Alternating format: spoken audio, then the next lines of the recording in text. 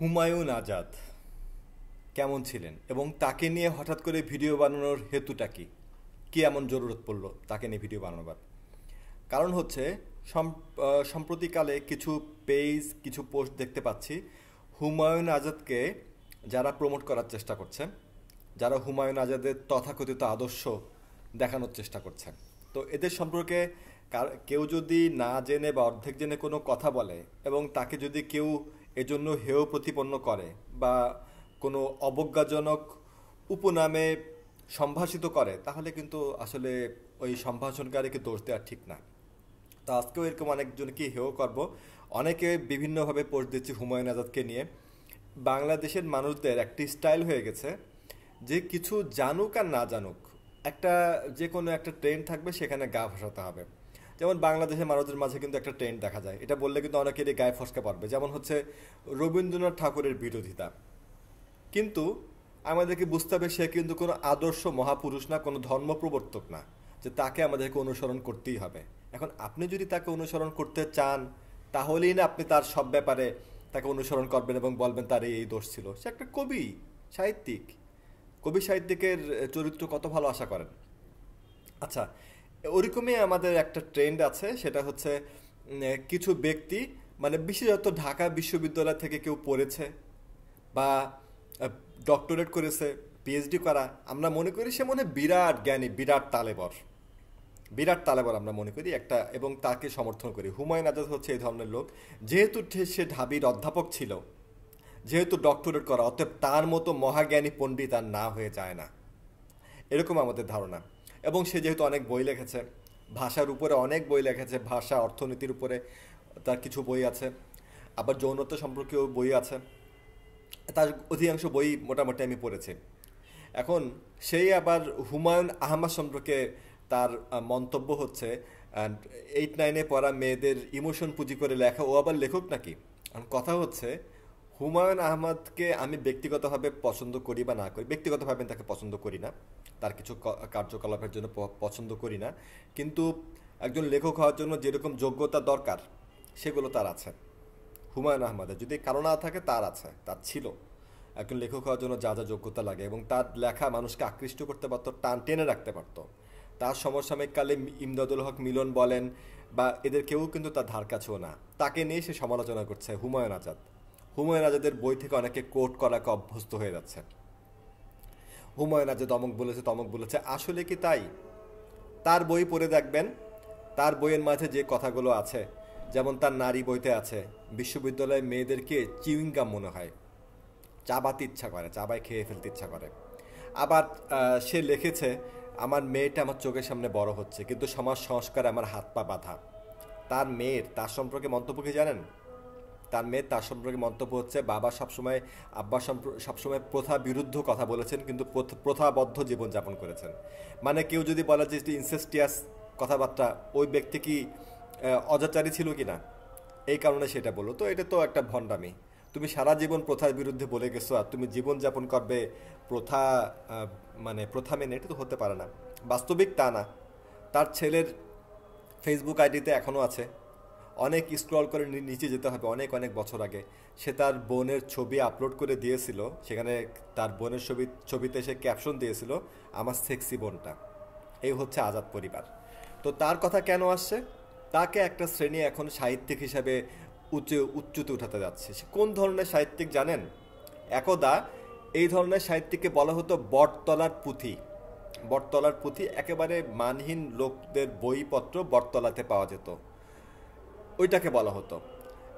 এবং ওই বইগুলো বেশিরভাগ সময় পাতলা ছোট বই হতো, চিকন বই হতো, যেগুলোকে বলা হতো চটি। তো এখন তো চটি শব্দটার অর্থ পাল্টে গেছে। তো হুমায়ুন আজাদের লোকের যে, তার যে লেখার মান, ওটা হচ্ছে ওই বটতলার পুঁথি মার্কা, এখনকার যুগের ভাষায় বলতে গেলে চটি মার্কা।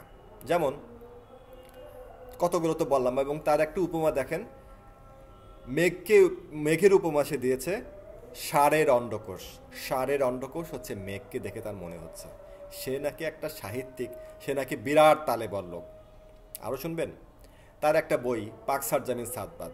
আগে একটা কথা বলে নেই, এই সমস্ত রাস্তার লোকদের বই কিনে পড়ার মতো মনোবৃত্তি আমার নেই, তবে সব ধরনের বই পড়াই উচিত, অন্ততপক্ষে ভণ্ডদেরও পড়া উচিত। তারা কি কি লিখেছে এখানে ভণ্ড লেখকদেরও পড়া উচিত। আমি পড়েছি, বিভিন্ন জনদের কাছ থেকে নিয়ে পড়েছি, তার বই, অনেক বই পড়েছি। তো ওইখানে পাকসার জামিন সাতবাদ যখন প্রকাশিত হলো যে বই মেলাতে, ওই সময় ওই বইটা অনেকে কিনেছিল, তাদের ভিতর থেকে একজনের কাছ থেকে নিয়ে পড়েছিলাম। পাকসার জামিন সাতবাদ পাকিস্তানের জাতীয় সঙ্গীতের একটা ছত্র। কি মনে হয়, দেশাত্মবোধক কিছু, মুক্তিযোদ্ধার পক্ষের কিছু, পাকিস্তানিদের বিরুদ্ধে কিছু? কাহিনী কি জানেন?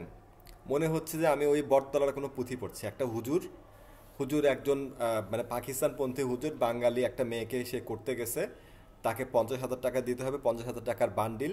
হুজুরের খাস 50,000 টাকার বান্ডিল না, আমি মানে বান্ডিল তার হাতে দেবে না, সে বান্ডিল তার লজ্জাস্থান দিয়ে ঢুকাবে।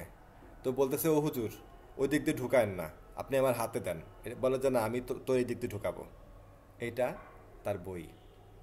এই ধরনের কথাবার্তাপূর্ণ একটা বই।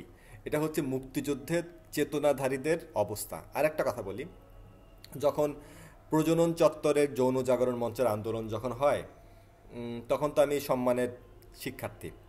তো সেই সময় এটা নিয়ে অনেক মানে অনলাইনে অনেক অ্যাক্টিভিস্ট, অনেক কিছু দেখলাম, পড়লাম। তো ওই সময় একজন লোক ছিল, ওর নাম মনে হয় অমি রহমান পিয়াল বা অমি আহমদ পিয়াল, এমন কোনো নাম হবে, সবাই বলতো চটি পিয়াল। তো ও কি করে বা কী লেখে, এটার জন্য আমি সার্চ করেছিলাম। তারপরে আমি পাই নাই, কিন্তু তখন আমার একজন বন্ধু আমাকে দিল, এটা পড়ে দেখেন। আমি দেখলাম সে একটা বই লিখেছে, একটা অশ্লীল বই আর কি, মানে বটতলার পুঁথি, যেটাকে এখনকার যুগে চটি বলা হয়। ওইখানে সে লিখেছে, আপনারা শুনলে অবাক হয়ে যাবেন, যে সে ঘটনাটা এরকম লিখেছে, সে তার আপন বোনের সাথে ব্যভিচার করতেছে, এবং সে আবার বলতেছে যে ওখানে রাজাকাররা এটা করে সেটা করে, রাজাকাররা ঘর বাড়ি লুট করতেছে, মেয়েদের ধরে নিয়ে যাচ্ছে, এটা বলতেছে, আর তার বোনকে জোরে জোরে করতেছে। এইটা একটা বই? এইটা একটা বই? তো হুমায়ুন আজাদ সম্পর্কে এতদিন পরে কেন বলছি? বলছি প্রথমত তার সাহিত্যের কথা, তাকে অনেক বিরাট তালেবর বলা হচ্ছে, আসলে কি তাই? তার একটা নমুনা দিয়ে দিলাম, আপনারা নিজেরা তার বই পড়ে দেখতে পারেন, বুঝতে পারবেন যে সে আসলে কোনো সাহিত্যিকের স্বও তার ভিতরে আছে কিনা, ওইটা হওয়ার তার কোনো যোগ্যতা আছে কিনা। একেবারেই নিকৃষ্ট কোয়ালিটির একজন মানুষ।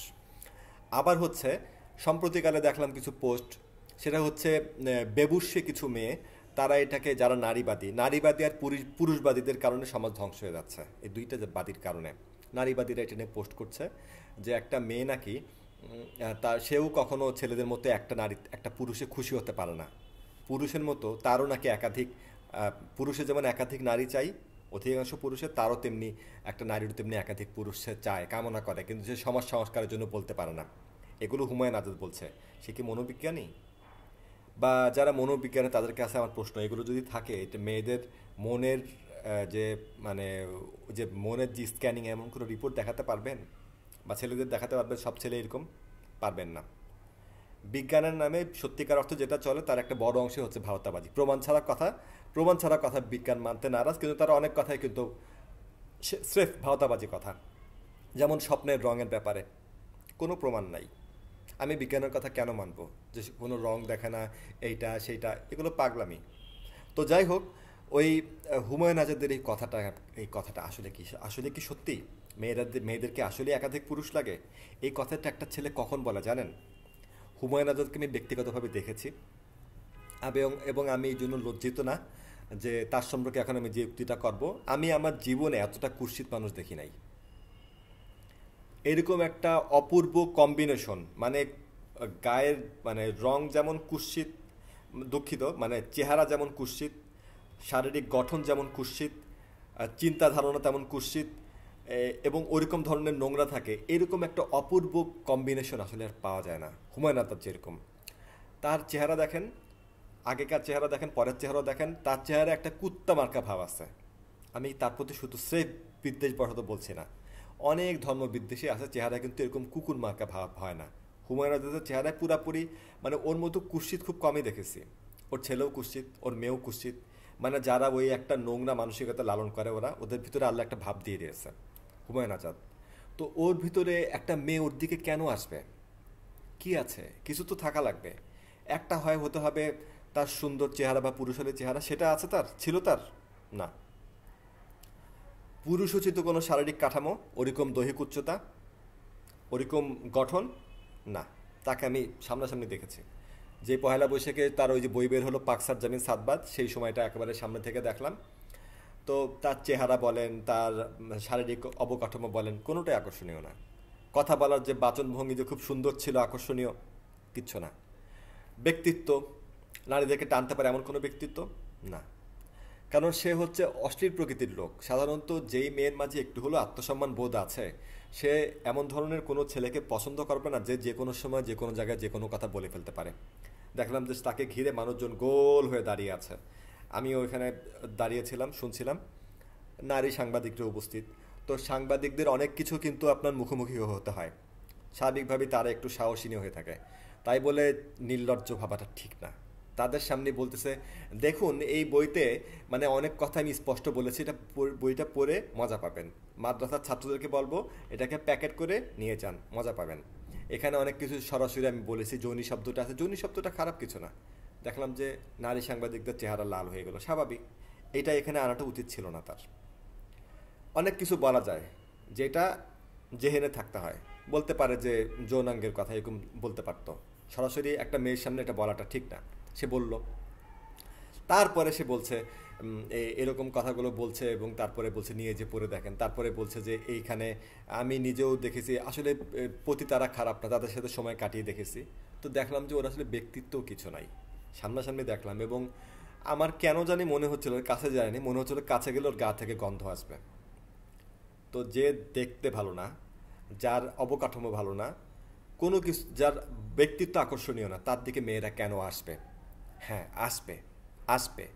অনেক বেবুশ্যে প্রকৃতির বা বেশ্যা প্রকৃতির মেয়েরা আছে, তারা যাবে। এখনকার যুগে যেটা হয়, দেখবেন যে যে কোনো একটা গ্রুপে হুট করে একটা, যেখানে অনেক বেশি কমেন্ট টমেন্ট পড়ছে, হুট করে একজন লিখে দিয়েছে যে আমি পরকীয়া করতে যাই, বা আমি মেয়েদেরকে করতে যাই, সবভাবে সুখ দিতে চাই।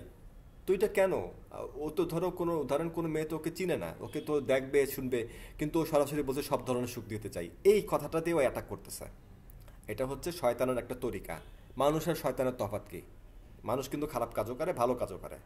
শয়তান শুধু খারাপ কাজ করে, এটা একটা তফাৎ। দ্বিতীয় তফাৎ হচ্ছে, মানুষ, মানুষের বৈশিষ্ট্য, মনুষ্যত্বের বৈশিষ্ট্য, নিজে খারাপ কাজ করলে অন্যকে খারাপ কাজ করতে বলে না। শয়তান নিজেও করে, অন্যকেও বলে। ওর ভিতরে এগুলো শয়তানের সিফাত। ও নিজেকে ডাকে, সবাইকে ডাকে, হুমায়ুন আজাদ, যে এইভাবে এইভাবে করো। এখন ও যে কথাগুলো বলছে, এগুলো হচ্ছে মেয়েদের উপর চাপিয়ে দেওয়া কথা, যাতে মেয়েদের ব্রেইনে এফেক্ট করে। যার ভিতরে যেটা নাই সেটাকে উস্কায় দেওয়া, যার ভিতরে যেটা নাই সেটাকে উস্কায় দেওয়া, যে তোমার ভিতরে এটা আছে, তোমারও একটা চাহিদা আছে। এটা সে কেন বলছে? এটা সে কেন বলছে? সে নিজে চায়। নিজে চায় মানে কি সে খুবই শক্তিশালী মানুষ, সে খুবই দক্ষ মানুষ, সে খুবই সুপুরুষ? না। এই জিনিসগুলো আসলে ভ্যারি করে হচ্ছে মানুষের সুযোগ সুবিধা এইসবের উপরে। অনেক মানুষ দেখবেন, এমন একটা ঘটনা আমি রেডিওতে শুনেছিলাম যে এক লোক নাকি তার মানে মানে কি বলবো, তার মেয়েকেও পর্যন্ত তার করা হয়ে গেছে। এরকম ধরনের লোক, সে কয়েক সেকেন্ডের বেশি পারে না। তো ওইটা চান্স পেয়েছে বলে করেছে, তো ওর দরকার চান্স। এখন হুমায়ুন আজাদের অবস্থাটা বোঝার চেষ্টা করেন। যাকে স্বাভাবিকভাবে কোনো মেয়ে পাত্তা দেবে না, না আছে চেহারা, না আছে শারীরিক অবকাঠামো, না আছে ব্যক্তিত্ব, না আছে সুন্দর ব্যবহার, আকর্ষণ করার ক্ষমতা, কিছুই নাই। ওর একটা উপায় আছে, অশ্লীলতা। এইটা বললে অনেক মেয়ে তো আগাবে যে আমি তোমাদেরকে যা চাও সেভাবে সুখ দেব। অনেক জায়গায় এখন দেখি সরাসরি বলে আমি সব সব কিছু করবো। অনেক ছেলে বলতেছে, ওদের কিন্তু ভুয়া প্রপিক দিয়ে রেখেছে। ওর প্রপিক না, বোঝা যাচ্ছে নামটাও ভুয়া।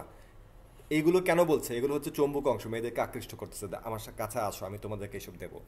তো হুমায়ুন আজাদ যেই কথাগুলো বলেছে, সেটা হচ্ছে মেয়েদেরকে সেফ টানার জন্য, কাছে টানার জন্য, আকর্ষণ করার জন্য, চৌম্বক অংশের মতো টানছে, যাতে সে তাদের কাছ থেকে, একটা মেয়েদের কাছ থেকে সুবিধা আদায় করতে পারে। তাদের মনে যা নাই সেটা তাদেরকে চাপায় দিয়ে তাদের ভিতর থেকে একটা অংশ বের হবে, এটাই ওর লাভ। তো এইটাকেই বেবুশ্যে বা বেশ্যা প্রকৃতির মেয়েরা প্রমোট করছে। এবং অনেক গাধা ছেলে, বিশেষ করে পুরুষবাদীরা লুফে নিচ্ছে মেয়েরা এরকম। মেয়েরা এরকম না, এরকম থাকতে পারে। যেমন ছেলেদের মাঝেও কিন্তু এরকম অনেক মানুষই থাকতে পারে, যে ছেলেদের মাঝে একটা বড় অংশ থাকতে পারে যে যারা এরকম, যারা এক মেয়েতে সন্তুষ্ট না। তাই বলে সব ছেলে কি এরকম? মেয়েদেরও ঠিক ওরকম, ভালো মন্দ সবার মাঝে আছে। তো মাগরিবের সময় হয়ে গেছে, আজকে এই পর্যন্তই। সবাইকে ধন্যবাদ।